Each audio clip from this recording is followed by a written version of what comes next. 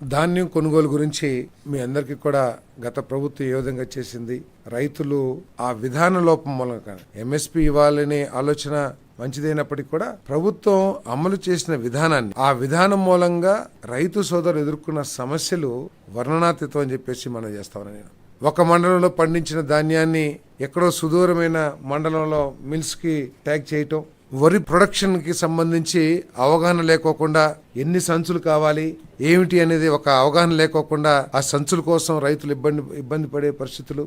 అదేవిధంగా ట్రాన్స్పోర్ట్ మీద కూడా నియంత్రణ, జియో ట్యాగ్ కావాలి అవి అని చెప్పేసి ఇన్ని మాటలు చెప్పినా కూడా రైస్ మిల్ కి వెళ్ళిన తర్వాత ఆ ధాన్యాన్ని ఎటువంటి సమస్య లేకోకుండా ఆ రైస్ మిల్లర్ తీసుకుంటున్నాడా లేదా అనేది పర్యవేక్షణ లేకోకుండా, ఆఖరికి రైస్ మిల్లర్స్ వెళ్ళిన రైతు దగ్గర నుంచి కొంత సొమ్ముని వెనక్కి తీసుకునే పరిస్థితులు వచ్చినా కూడా దాని మీద పట్టించుకోకుండా అనేక లోపభూయిష్టమైన విధానాన్ని గత ప్రభుత్వం అమలు చేసిన విషయం మనకు తెలిసిందే.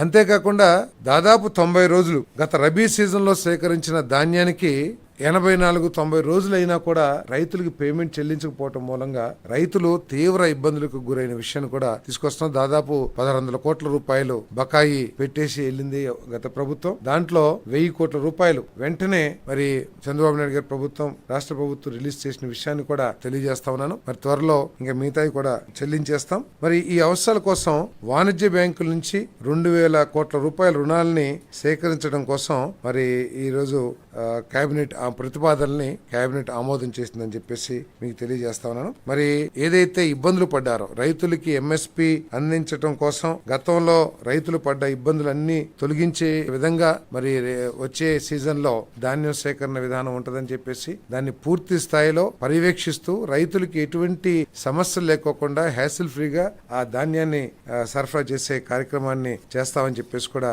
మనం చేస్తా ఉన్నాను. అదేవిధంగా వచ్చే సీజన్ కోసం, వచ్చే సీజన్ లో రైతులకి ఇబ్బంది లేకోకుండా వారికి చెల్లించాల్సిన డబ్బును చెల్లించడం కోసం 3200 కోట్ల రూపాయలని కొత్తగా రుణం పొందేందుకు రాష్ట్ర ప్రభుత్వ హామీని కోరుతూ వ్యవసాయ సహకార శాఖ చేసిన ప్రతిపాదనకి రాష్ట్ర మంత్రి మండలి ఆమోదం తెలిపిందని చెప్పేసి నేను మనవి చేస్తా ఉన్నాను.